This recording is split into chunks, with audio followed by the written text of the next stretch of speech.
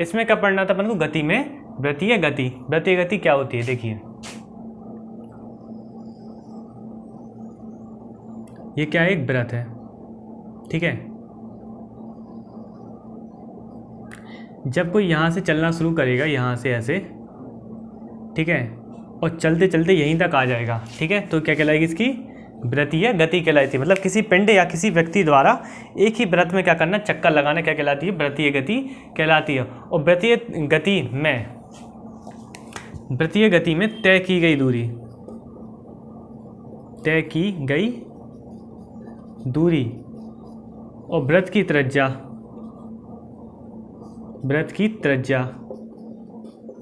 को क्या कहते हैं? इसको कहते हैं कोणीय विस्थापन। इसको क्या कहते हैं? कोणीय विस्थापन कहते हैं। कोणीय विस्थापन।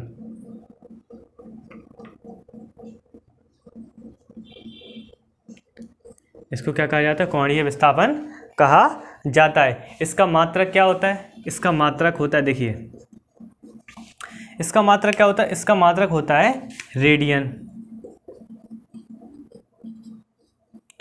किसका? कोणीय विस्थापन का मात्रक क्या होता है? रेडियन। इसका कोणीय विस्थापन का वो होता है मात्रक, ठीक है। और स्टेरेडियन नहीं, कोणीय विस्थापन, कोणीय वेग,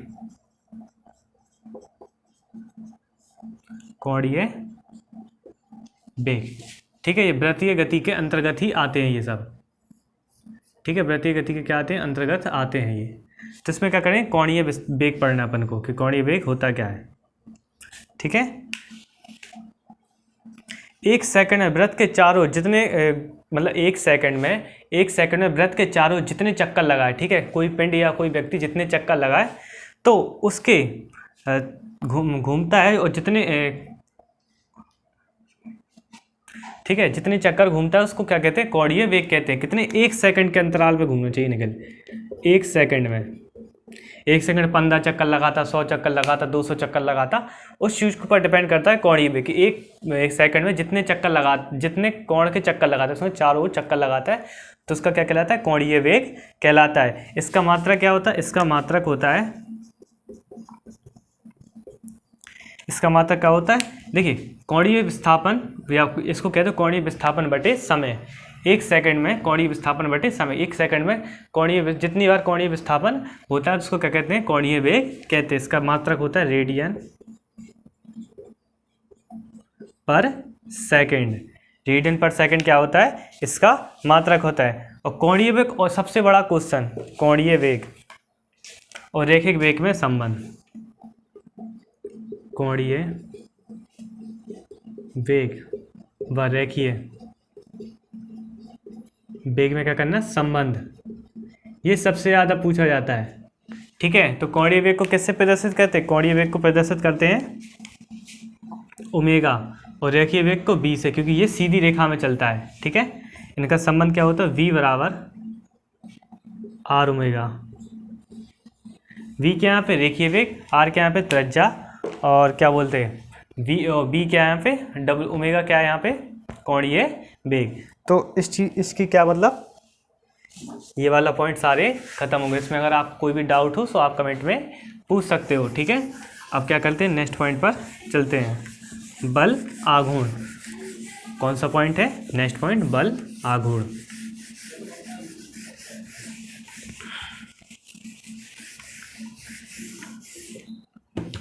नेक्स्ट पॉइंट कौन सा है? बल आघूर्ण।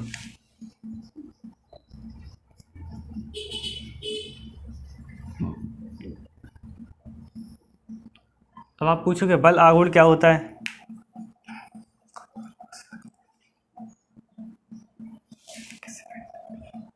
ठीक है, अब जैसे कोई पिंड है, ठीक है, जैसे कोई ये पिंड है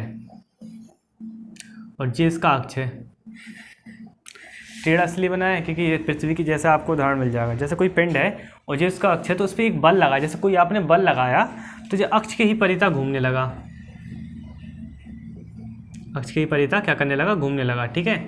अक्ष के परितः क्या करने लगा? ये घूमने लगा। तो इसको क्या कहते हैं, बल आघूर्ण कहते हैं। जब किसी पिंड पर हम बल आरोपित करते हैं तो वह अक्ष के परितः क्या करने लगता है, घूमने लगता है, तो उसे हम क्या कहते हैं, बल आघूर्ण कहते हैं। जब हम किसी पिंड पर क्या करते हैं, बल लगाते हैं तो वह अपने अक्ष के परितः घूमने लगे तो उसे क्या कहते हैं, बल आघूर्ण कहते हैं। ठीक है, इसका मात्रक क्या होता, इसका मात्रक होता न्यूटन मीटर। न्यूटन मीटर क्या होता है, इसका मात्रक होता, क्या होता है, न्यूटन मीटर क्या होता है, इसका मात्रक होता है। ठीक है, किसका होता है, बल आघूर्ण का मात्रक क्या होता है, न्यूटन मीटर क्या होता है, बल आघूर्ण का मात्रक होता है। अब नेक्स्ट पॉइंट क्या, इसके उदाहरण के लिए जैसे आटा पीसने वाली चक्की, चलने वाला पंखा, ठीक है, मोटर, ठीक है, और जैसे रोलर भी घूमता अपने अक्ष के परितः, और जो छोटी वाली मोटर नहीं थी क्लॉ में निकलती डीसी मोटर, वो भी होती हैं। ठीक है, जो रोटेट करती हैं, पहिया। ठीक है, इसे कहते हैं बल आघूर्ण। अब घर्षण, आपके पॉइंट इसलिए जल्दी जल्दी ख़त्म करा रहे हैं इसमें क्योंकि आप लोग के पेपर्स आ गए हैं और बिल्कुल कभी भी आपके पेपर्स हो सकते हैं। एडमिट कार्ड आ गया CHSL का, अब MTS की भी आपकी प्रिपरेशन इसी में करा रहे हैं। ठीक है, तो इसमें जो जो पॉइंट हुए ना तो पेपर में बहुत ज़्यादा इंपॉर्टेंट है, तो वो आप लोग कर लीजिए।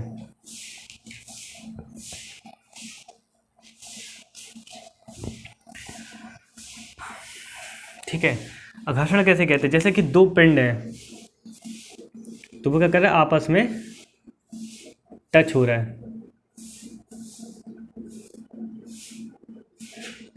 अपनी गति के कारण क्या हो रहा है, टच हो रहा है।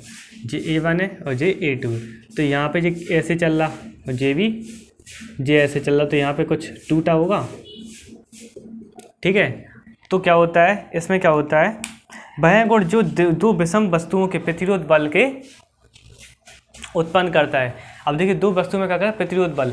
अब J यहाँ से J ऐसे चल रहा, वो वैसे चल रहा, तो इसमें क्या होगा, घर्षण, मतलब बीच में टकरा रहा है, घर्षण हो रहा है, मतलब ठीक है, घर्षण हो रहा है। तो इसको क्या कहेगा कि इसको इस परिभाषा में ऐसे लिखेंगे, जब कोई दो विषम वस्तुएं क्या करती हैं, फिर जो विषम वस्तुएं आपस में क्या करती हैं, अलग अलग दिशा में या एक अलग अलग दिशा में क्या करती हैं, गति करते हुए टकराती हैं, तो उसमें क्या होता है, घर्षण क्या होता है, उत्पन्न होता है। तो उसे क्या कहते हैं, खिसक मतलब एक दूसरे खिसकने का विरोध होता है, तो उसे कहते हैं घर्षण। ठीक है, देखो इस पॉइंट को समझाने के लिए आपको समझना पड़ेगा, जैसे कि आप साइकिल चलाते हो, ठीक है, ब्रेक लगाते तो जब एक गति बंद हो जाती, एक की गति बिल्कुल शून्य हो जाती, एक का वेग ज़्यादा रहता, ठीक है, तो घर्षणता है ना वो, उसी को कहते हैं घर्षण। ठीक है, और इसके बाद इसके उदाहरण के लिए इसमें दो सतह का होना जरूरी है, एक सतह से कभी घर्षण नहीं होगा। ठीक है, कभी भी याद रखना, एक सतह से कभी घर्षण नहीं होगा। घर्षण विभिन्न प्रकार के होते, वायु से भी घर्षण होता, जमीन से भी घर्षण होता है ना, कोई दो वस्तुओं के टकराने से घर्षण होता, और ये मतलब दो चीज़ों का होना जरूरी है। और एक चीज़, एक वस्तु या एक माध्यम और दूसरे माध्यम में भी फर्क होना चाहिए। अब जैसा नहीं है पानी से घर्षण कर रहा है, ऐसा नहीं होगा। पानी को जैसे हवा से आप गिराओगे ऊपर से तो घर्षण करते करते वो छोटी छोटी बूंदों में हो जाएगा। अब जैसे बहुत सारा पानी पटकोगे आप छत से तो नीचे आते छोटी छोटी बूंदों में क्या होता है, बन जाता है, वो कहीं पे इकट्ठा और कहीं पे छोटा सा, मतलब एक फॉर्म में आके नीचे गिरता है। ठीक है, उसके बाद क्या है, लोटन घर्षण। ठीक है, अब एक इसमें है अच्छा सा पॉइंट,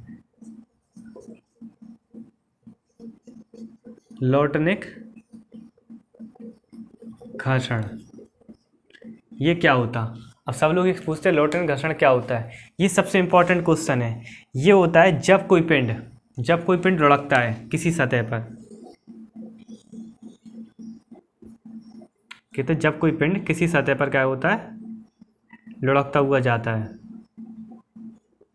ठीक है, तो इसके बीच जो घर्षण उत्पन्न होता है, इसके बीच ये जो यहाँ पे उत्पन्न हो रहा है इसको कहते हैं लोटनिक घर्षण।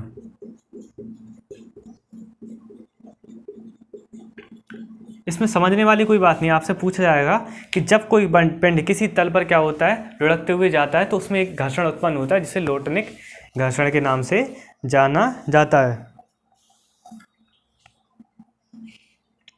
ठीक है, उसके बाद आ गया एक सर्पी घर्षण। इसमें इसलिए इस तरह से समझा रहा है कि आपको उदाहरण से जल्दी समझ में आएगा। ठीक है, ये थोड़ी क्लास हमें लगता है कि ये थोड़ी सी डैम हो रही, मतलब आप लोगों को समझाने में थोड़ी प्रॉब्लम सी हो रही है, हमें लगता है ऐसा। अगर आपको लगता है कोई प्रॉब्लम तो आप कमेंट करिए, तो दोबारा क्लास इस चीज़ की ले लेंगे, ठीक है।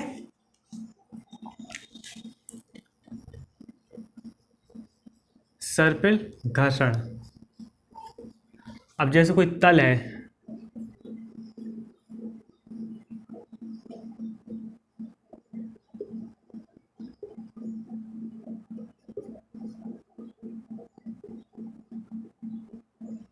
ठीक है। अब इसे रस्सियों के माध्यम से क्या कर रहे हैं, इसे खींच रहे हैं, ठीक है।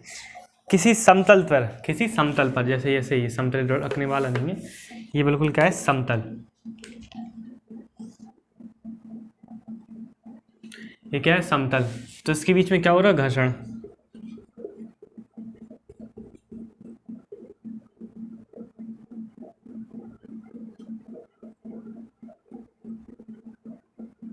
ठीक है। तो क्या, जब किसी इसको रस्सी के माध्यम से क्या किया जाएगा, किसी समतल तल पर किसी पिंड को जब खींचा जाता है तो उसमें एक घर्षण उत्पन्न होता है, जिसे क्या कहते हैं, सर्पिल घर्षण के नाम से जाना जाता है।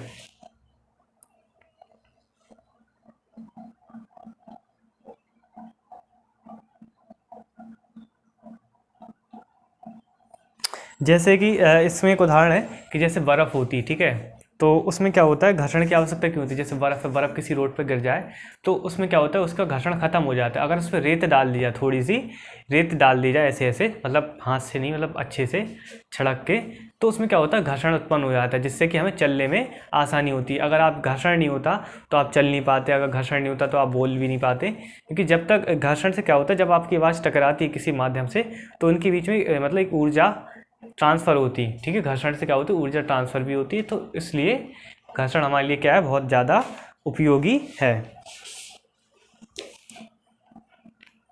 इसमें तो ये वाला सब खत्म हो गया, ठीक है।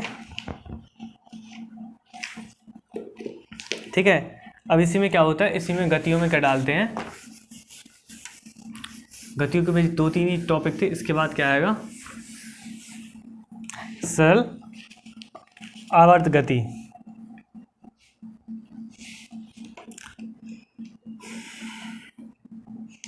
नेक्स्ट पॉइंट क्या है स्टूडेंट्स, इसमें सरल, इसमें ये गतियों के अंदर यहाँ डालते हैं।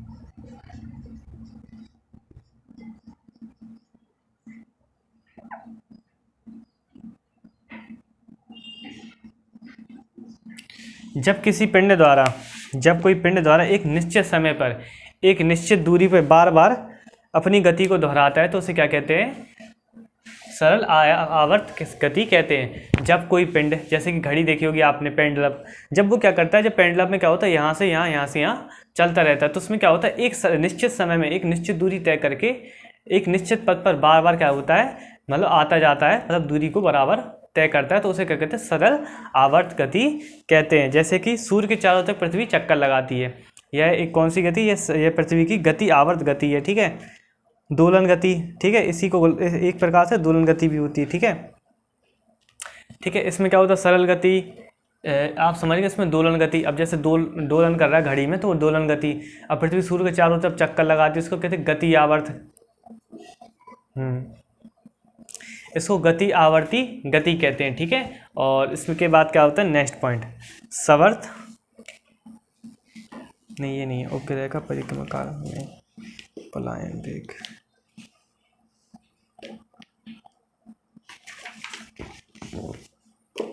ठीक है, इसमें एक क्या होते हैं, आज का इसमें थोड़े टॉपिक क्या होते हैं, सारे ख़त्म होते हैं। और इसमें क्या होता है, छोटे छोटे जो पॉइंट हैं वो आपको बता देते हैं, जो इसमें आप पेपर में रिलेटेड है इसी से, गति के चैप्टर से, ठीक है। तो आपको क्या करते हैं, छोटे छोटे पॉइंट हैं वो आपको लिखवा देते हैं, ठीक है।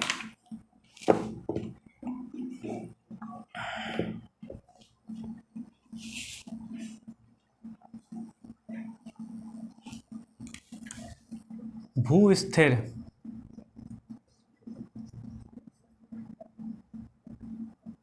उपग्रह की ऊंचाई,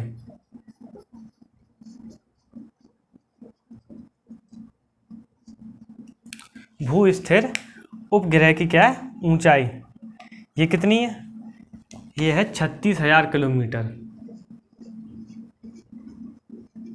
36,000 किलोमीटर पर कोई अगर क्या बोलते हैं उपग्रह क्या है, स्थिर है, तो वो क्या कहलाता है, भू स्थिर, मतलब भू स्थिर उपग्रह क्या कहता है, मतलब पृथ्वी के समान ही चाल पर चलता है, ऐसे ऐसे ऐसे, ठीक है, जैसे आपके सामने ही बैठा हो कोई, ठीक है, इस तरह से क्या करता है, ये चलता है।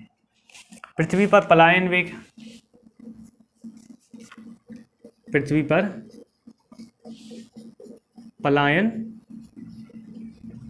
वेग, चंद्रमा पर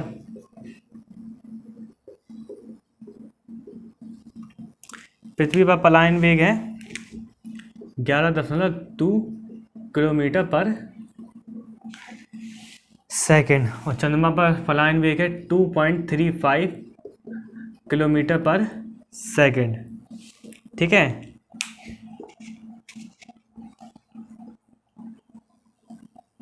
और इसमें तरंग नहीं है, ठीक है, बस इसमें क्या होता है आपका, इसमें ख़त्म होता है, ठीक है। अब आपका नेक्स्ट चैप्टर है प्रकाश। आप जो भी आगे वाले चैप्टर कौन सा पढ़ोगे, प्रकाश, क्या पढ़ोगे, प्रकाश क्या पढ़ोगे, चैप्टर पढ़ोगे इसमें, ठीक है। इसको भी हम क्या करेंगे और डिटेल में अच्छे से अच्छे समझाने की कोशिश करेंगे, हम आपको जितना ज़्यादा से ज़्यादा हो सके समझा देंगे इसमें, क्योंकि समझाने से ही आपका आएगा, वैसे नहीं आएगा इसमें, ठीक है। और जो क्वेश्चन आपको लिखवाए हैं तो ये भी बहुत अच्छे क्वेश्चन है, तो ये लोग आप याद कर लिए, 3-4 क्वेश्चन है, ये जरूर क्वेश्चन पेपर में पूछे जाते। तो स्टूडेंट्स आप लोग के लिए आज के लिए क्लास यहीं पे अलविदा करते हैं, और आप नेक्स्ट क्लास में क्या करते हैं, अपन लोग मिलते हैं।